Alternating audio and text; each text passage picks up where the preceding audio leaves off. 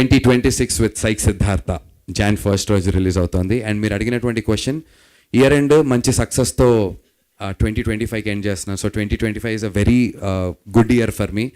దండోరా సక్సెస్ అవ్వటం, సురేష్ బాబు గారు నా సినిమాని అనౌన్స్ చేయటం సురేష్ ప్రొడక్షన్స్ అండ్ స్పిరిట్ మీడియాలో చాలా ఆనందం. అండ్ 2026 జాన్ 1స్ట్కి సినిమా వస్తుంది. భయంగా ఉందా ధైర్యంగా ఉందా అంటే అన్న జెన్యూన్గా చెప్తున్నాను,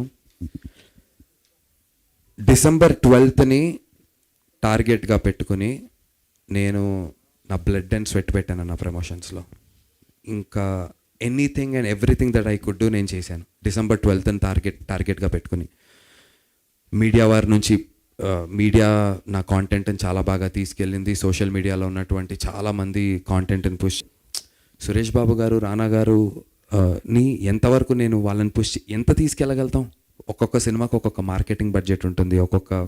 ఒక మార్కెటింగ్ బడ్జెట్ కొన్ని డబ్బులు ఇచ్చినా కూడా డబ్బులు ఎక్స్ట్రా తీసుకుంటాను. తీసుకున్నా ఎక్కడ పెట్టాలి? కాంటెంట్ వదిలేసాం, ట్రైలర్ వదిలేసాం, టీజర్ వదిలేసాం, పాటలు వదిలేసాం.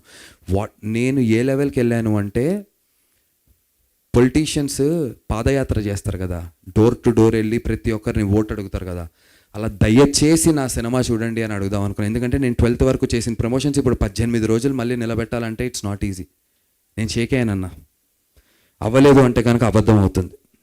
నేను నవ్వుతూ ప్రెస్ ముందుకు వస్తున్నా, నవ్వుతూ ఉంటున్నా, కానీ శివరయ్య అరే ఇన్ని రోజులు ఇంత కష్టపడి అంటే 18 years ఇంత చేసి ఈ డేట్ కోసం కదా, ఇలాంటి ఒక ప్రొడక్షన్ హౌస్ వచ్చి ఇలాంటి ప్రమోషన్ జరిగి ఇలాంటి సినిమా ఇలాంటి రిలీజ్ డేట్ కోసం కదా ముందుకు వచ్చాము. మళ్ళీ ఫెయిల్ అయిపోతానేమో అని భయపడ్డానన్నా. ఇమాజిన్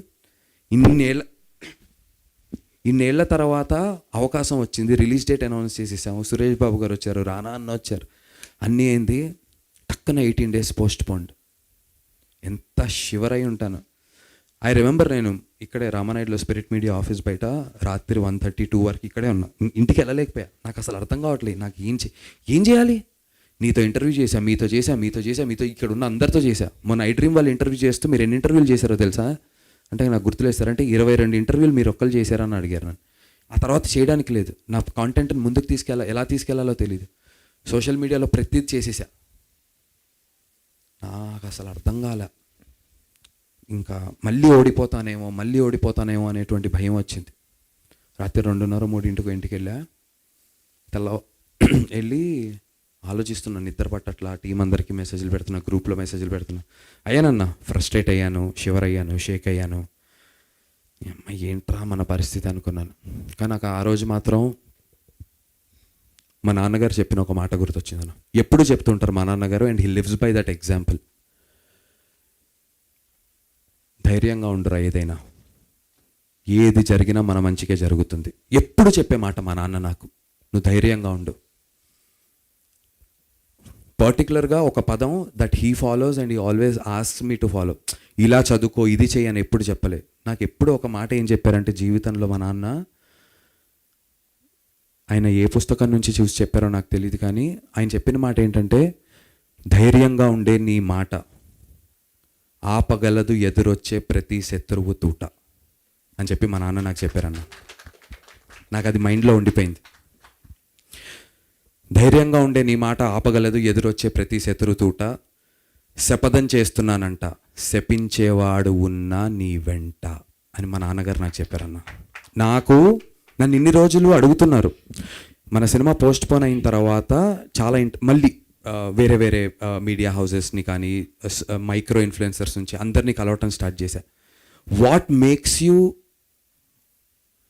స్టే దిస్ కన్సిస్టెంట్, నువ్వు ఎలా ఉండగలుగుతున్నావు ఇలా అని నన్ను అడుగుతున్నారు. నేను ఇన్ని రోజులు అనుకున్నా నా కోసం, నా గెలుపు కోసం నేను ఉంటున్నానని నేను ఆ భ్రమలో ఉన్నా. కానీ పదే ఎందుకంటే మొన్న ప్రెస్ మీట్లో నేను కొద్దిగా ఏదో ఎమోషనల్ అయ్యాను. దాన్ని పట్టుకొని ప్రతి ఒక్కరు అడుగుతున్నారు, వాట్ ఈజ్ నీకున్న బలం ఏంటి, ఎలా ఉండగలుగుతున్నావు ఇంత పేషెంట్గా, ఏంటి నేను ఏం డ్రైవ్ చేస్తాను సక్సెస్ లేకపోయినా అని నన్ను అడుగుతున్నారు. సో దానికి ఆన్సర్ ఇదే అనుకుంటున్నా. నా కోసం అని నేను అనుకున్నా, కానీ నేను చాలా ఆలోచించి నేను ఇవాళ చెప్తున్నాను, ఈ సక్సెస్ నా ఫ్యామిలీకి డెడికేట్ చేద్దాం అనుకుంటున్నా. ఫ్యామిలీలాగా ఉన్నటువంటి ఇన్నేళ్ళు నాతో ఉన్నటువంటి నా టీం కోసం చేస్తున్నాను. ముఖ్యంగా అందరికంటే ఎక్కువ మా నాన్నగారి కోసం చేస్తున్నాను. ఆయనకున్నటువంటి అన్ని బ్యాక్లాగ్స్ ఒకటే ఒక క్వశ్చన్ పేపర్ ఒకటే ఒక ఆన్సర్తో నేను ఆన్సర్ చేస్తాను. I want to dedicate this success to my dad and this is for my dad అన్న. అండ్ వన్ లాస్ట్ థింగ్, మా నాన్నగారు చెప్పినటువంటి ఇంకొక very very very important thing, మనందరికీ చాలా ఉపయోగపడేటువంటి ఒక విషయం మా నాన్న చెప్పారు, be the person who still tries after failing. And I am that person. Srinandu is that person. No matter what I'll keep trying అన్న. 18 రోజులు కాదు, 18 నెలలు పోస్ట్ పోన్ అయినా సరే, ఊరు వాడ ఆంధ్ర తెలంగాణ వీలైతే పాన్ ఇండియా మొత్తం తిరిగైనా సినిమా ప్రమోట్ చేస్తా, కానీ సినిమాని మాత్రం వదలను. బట్ రైట్ నో అయితే Jan 1st వస్తున్నాం అన్న. 100% కాన్ఫిడెంట్గా ఉన్నాను.